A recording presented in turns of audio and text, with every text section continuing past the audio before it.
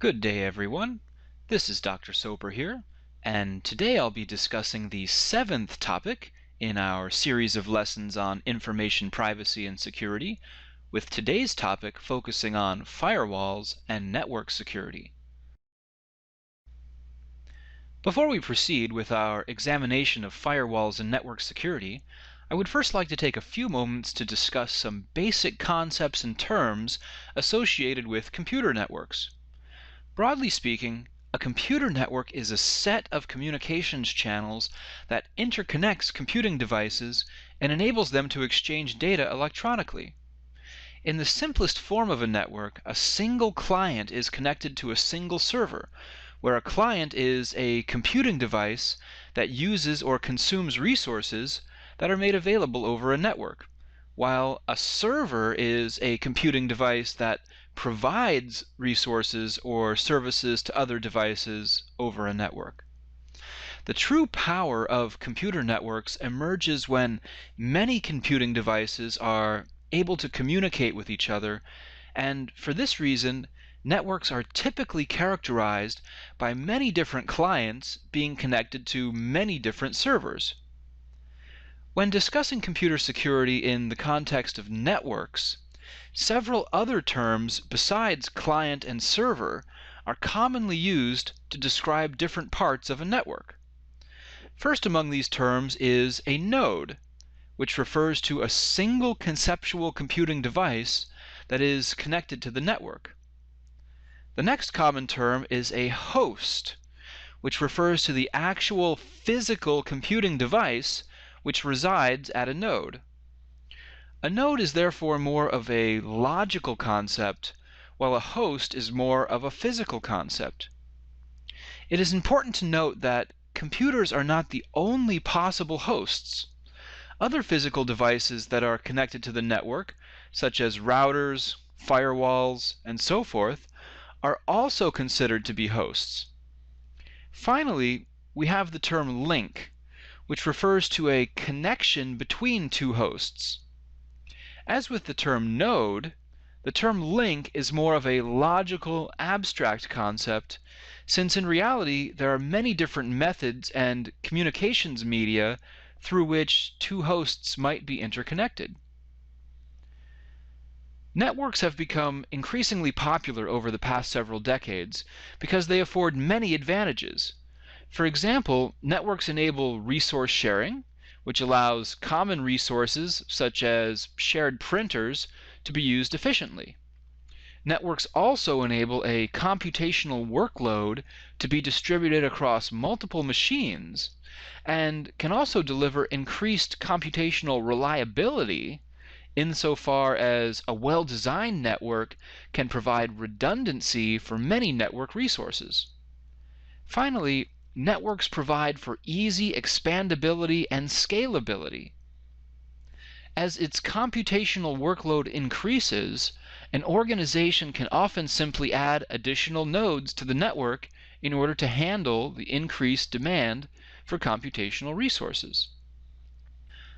Although networks provide many different advantages, networks also have several characteristics that make them vulnerable to attacks by malicious parties. The first of these characteristics is anonymity. In a networked environment, an attacker does not need to be in physical contact with an information system in order to attack it. Second, a networked environment can potentially expose many different points of attack. From a security perspective, a network is only as strong as its weakest link, and weak access controls on a single node can expose the entire network to risk. Third, networks allow computational resources and workload to be shared, and this means that more users have access to computational assets, thus exposing those assets to greater risk. Fourth, network architecture is often complex. Since networks are intrinsically more complex than standalone systems, there is a greater chance that a security vulnerability will be overlooked in a networked environment. Finally, Networks often have unknown boundaries. Since the boundary of a network can change dynamically, it is often difficult to ensure that the entire network is secure. This is especially true in wireless networks where unknown nodes can join and leave the network on an ad hoc basis. Port scanning is an activity that can be both a blessing and a curse from the perspective of network security. Broadly speaking, a port scanner is a software program that is designed to examine the hosts which reside at one or more IP addresses and record which ports are open on each host, along with which known vulnerabilities are present.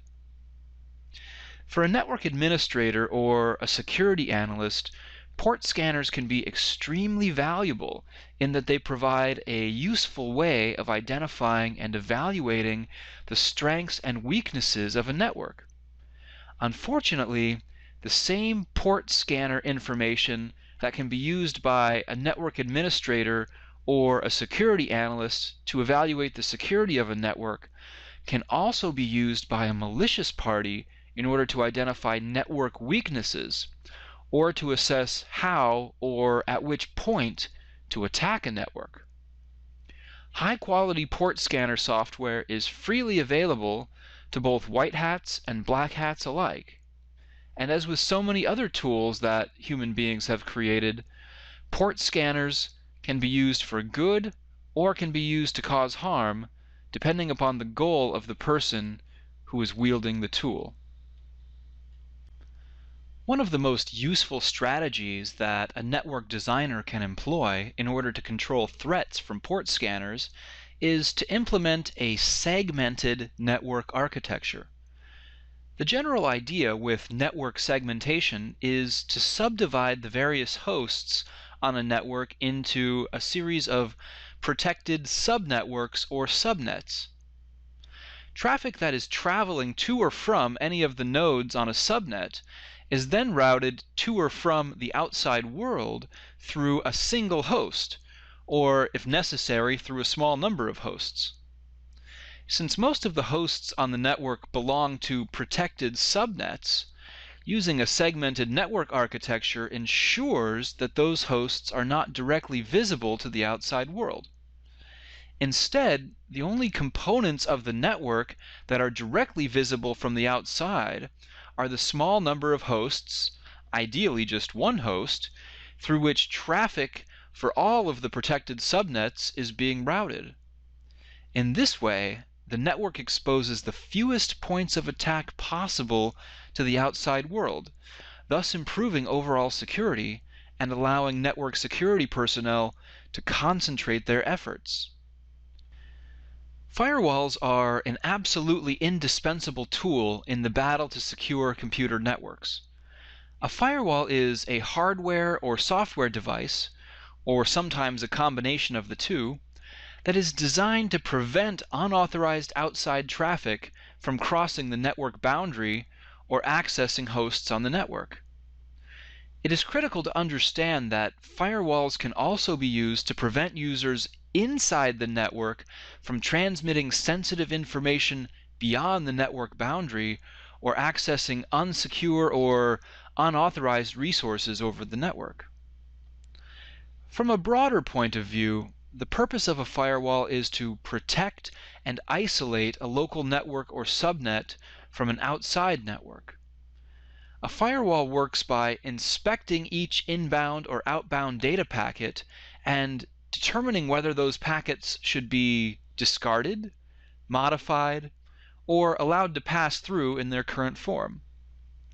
Put another way, firewalls are designed to keep bad things out of a local network or subnet, while simultaneously keeping valuable or sensitive data from escaping to the outside world. What constitutes a bad thing, or vulnerable or sensitive data, is determined by the organization that operates the firewall and is formally defined using a firewall security policy. When properly implemented, firewalls can be extremely effective in reducing or eliminating many network threats. The foundation of a successful firewall implementation is not only the firewall itself, but also the security policy which guides and regulates the way in which the firewall will behave. A firewall security policy is a set of rules that a firewall relies upon to determine which traffic should be allowed to pass through a network boundary.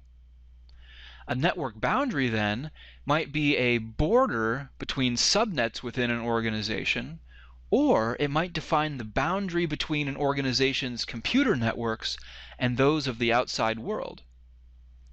Security policies for modern firewalls are almost infinitely configurable in order to accommodate the specific circumstances or needs that an organization may have.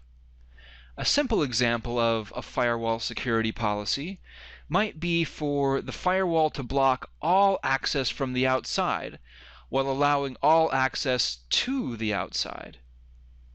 A slightly more sophisticated security policy might allow access from the outside only for certain predefined activities or only for traffic being sent to certain subnets, hosts, applications, users, or so forth.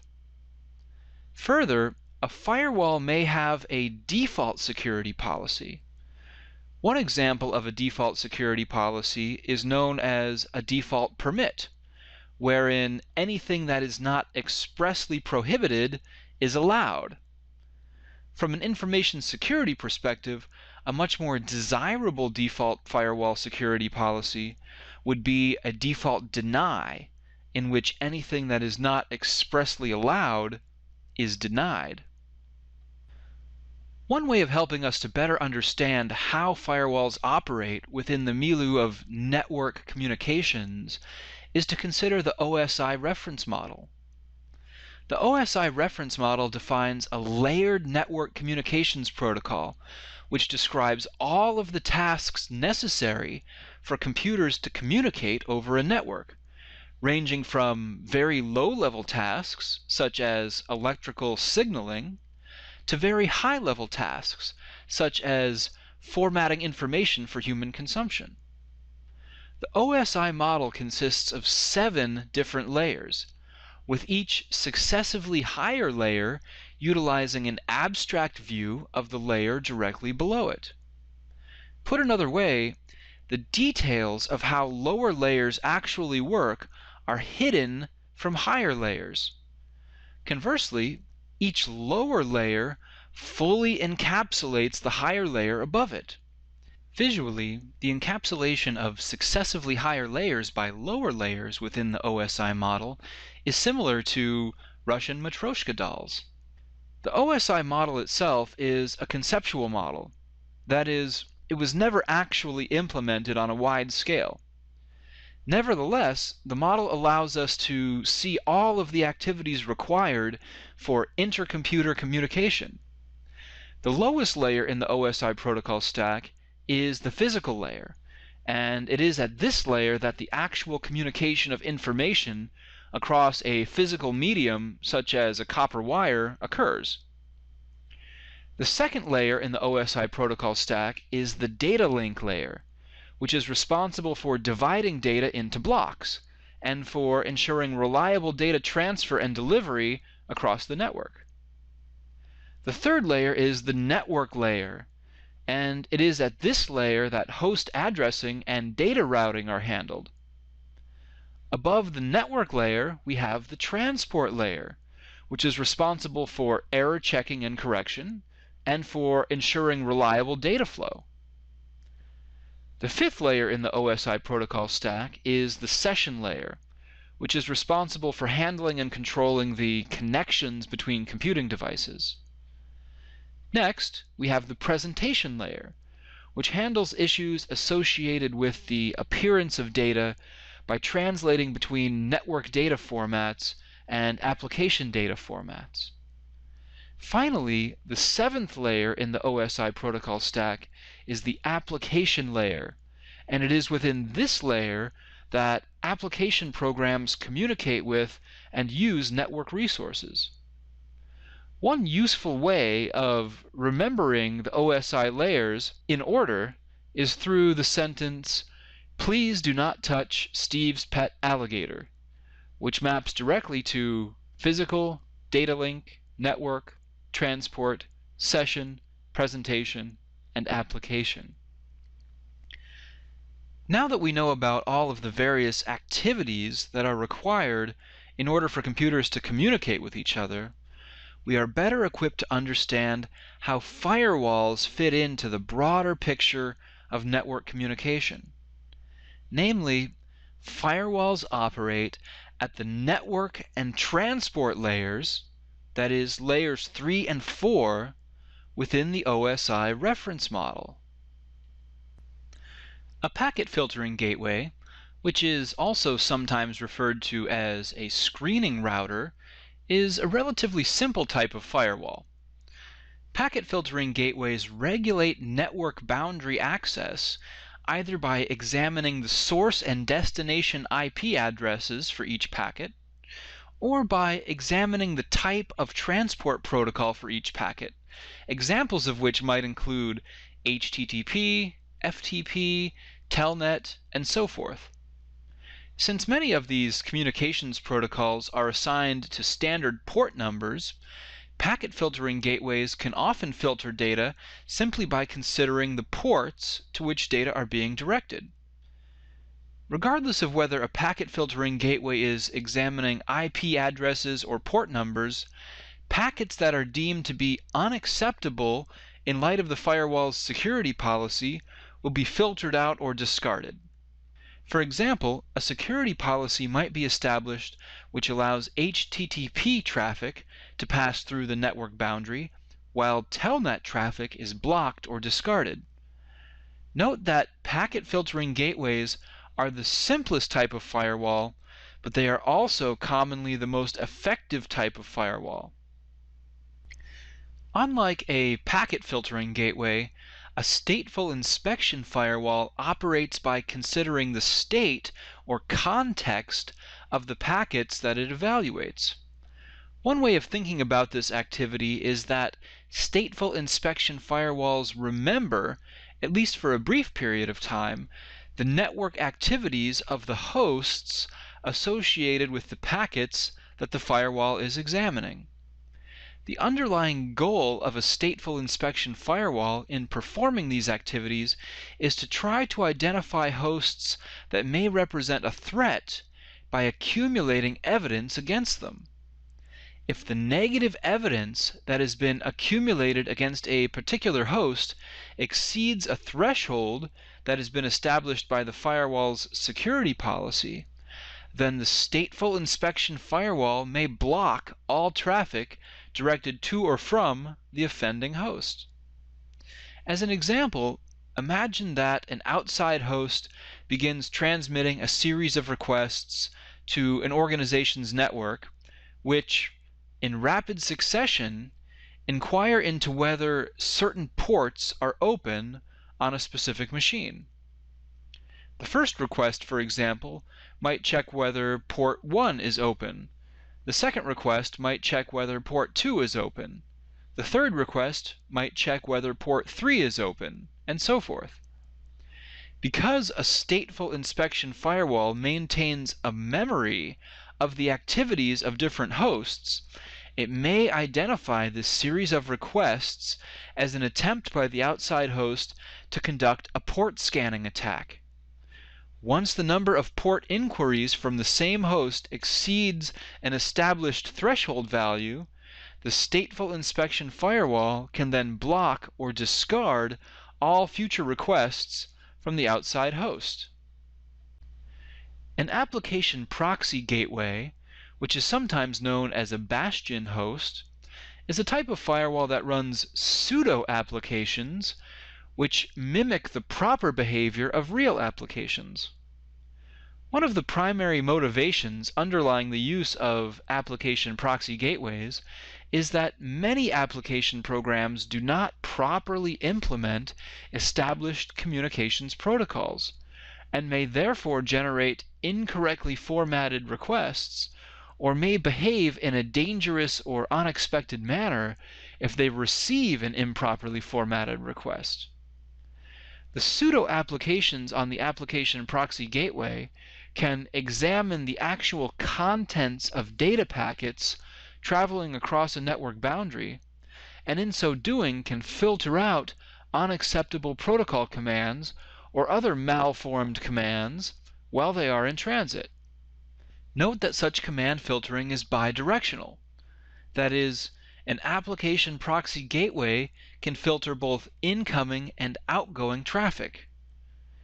As an example, an outside attacker might intentionally send a large number of improperly formatted HTTP requests to an organization's web server.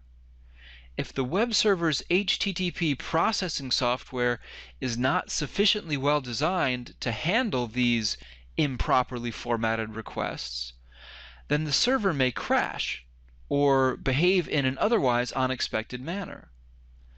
By filtering out or reformatting the improperly formatted HTTP requests before they reach the web server, the application proxy gateway can prevent the server from crashing or exhibiting unexpected behavior. A circuit-level gateway is a type of firewall that enables one network to be virtually connected to or become a virtual extension of another network. A circuit-level gateway works by examining incoming and outgoing packets in order to determine whether those packets are being sent to or received from the target network, with the source and destination IP addresses of each packet typically being used to make this determination. Packets that are identified as being sent to or received from the target network will be encrypted or decrypted as necessary, with the purpose of this encryption being to make a secure end-to-end connection between the two networks. Packets that are not being sent to or received from the target network will be routed through the organization's normal firewall for appropriate further processing. Note that circuit-level gateways can be used to implement virtual private networks, or VPNs. As an example of a circuit-level gateway, imagine that an organization has two offices located in two different cities and wants to connect the office networks together to improve efficiency. The local network for each office will have been assigned a subnet address. To create an extended network that interconnects the two office networks, each location could implement a circuit-level gateway using the other location's subnet address.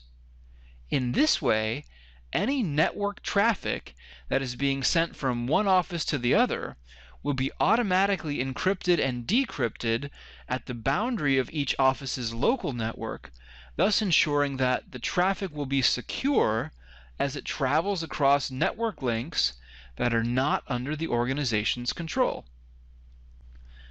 A guard is an advanced type of firewall that examines the contents of data packets while they are in transit across a network boundary. Based upon what it discovers inside of the packets that it examines, a guard firewall might modify the contents or addresses of the packets, allow the packets to pass through the network boundary without modification, or drop the packets altogether. Guard firewalls are conceptually similar to application proxy firewalls insofar as both types of firewalls are designed to examine the contents of data packets rather than simply examining their source or destination IP addresses or port numbers. Despite the similarity, guard firewalls are much more sophisticated than application proxy firewalls. Unlike other types of firewalls that rely upon comparatively simple rules to guide their behavior, a guard is almost infinitely configurable since it can be programmed to perform any sort of packet filtering, scanning, or modification that is deemed necessary. In contrast to a firewall that is implemented as a separate hardware device, a personal firewall is a type of firewall that is implemented in the form of a software program. In the modern era, many personal computing devices are continually connected to networks that are beyond the control of the users or owners of those computing devices. It is often not reasonable or cost-effective in these situations for an individual to purchase and configure a separate hardware-based firewall device, especially in the context of mobile computing, where an individual might regularly join and use many different wireless networks. To provide a layer of protection against the outside world, personal firewall software can be installed on computing devices for the purpose of inspecting inbound and outbound network traffic and determining whether it should be blocked, modified, or allowed to pass through. When properly configured, personal firewalls can be used to protect home computers and other network-connected computing devices from outside attackers, viruses, and other malware. To remain effective, however, such software-based firewalls must be updated on a regular basis. Encryption is the single most powerful tool for protecting data while they are in transit over a network. Many different tools and techniques have therefore been developed which utilize encryption in the context of network communications. First among these is link encryption.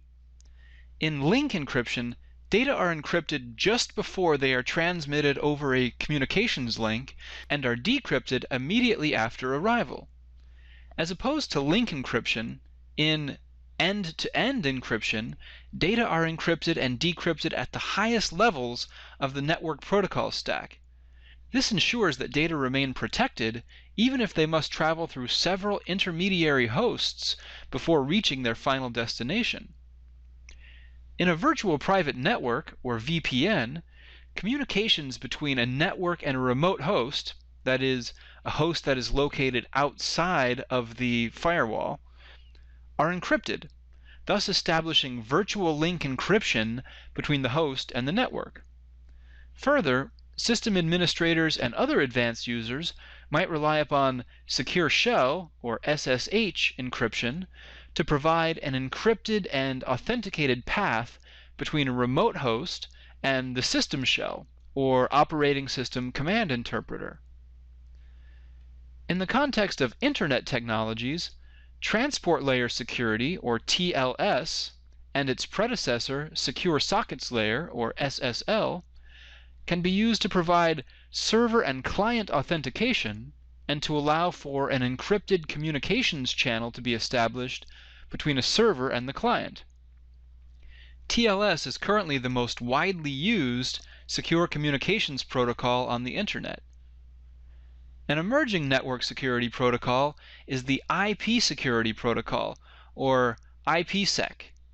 This protocol is part of IP version 6 and defines a standard method for handling encrypted network data at the Internet protocol layer. In the signed code paradigm, a party uses a digital signature to sign code transmitted over the network that is intended to be run on a client machine. If the signing party is trustworthy, then the signed code is presumed to come from an authentic, trustworthy source.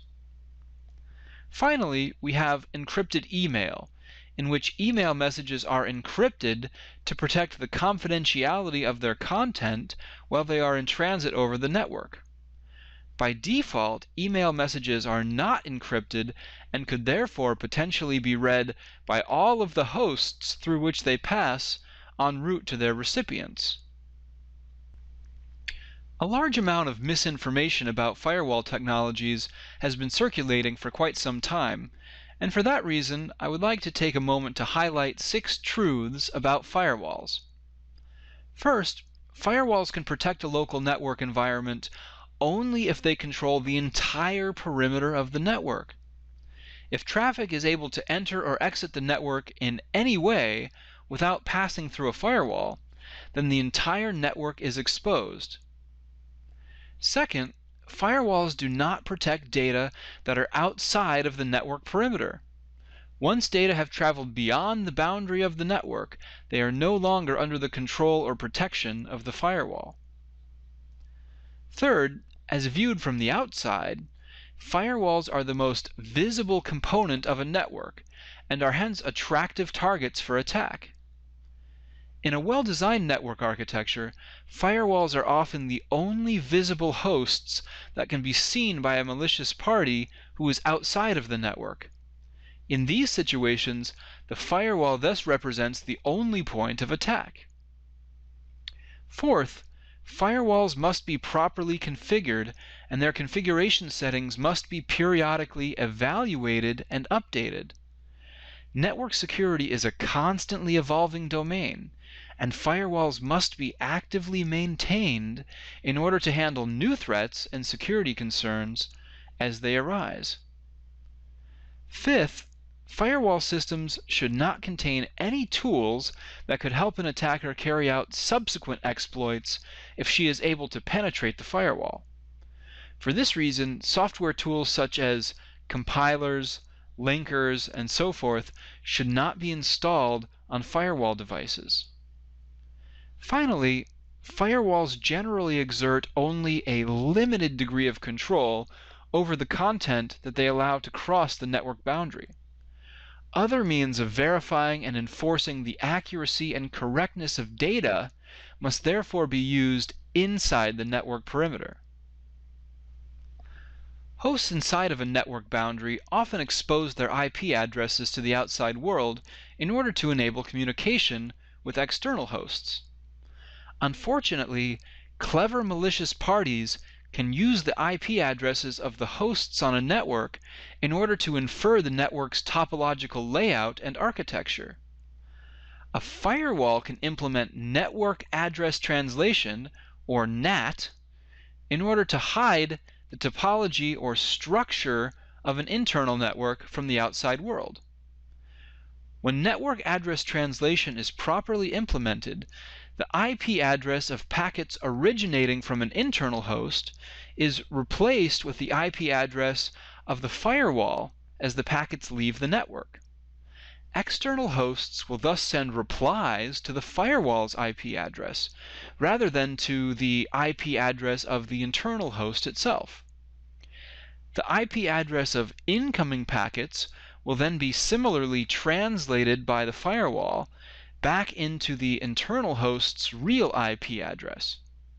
In this way, the real IP address of the internal host is never exposed or made visible to the outside world.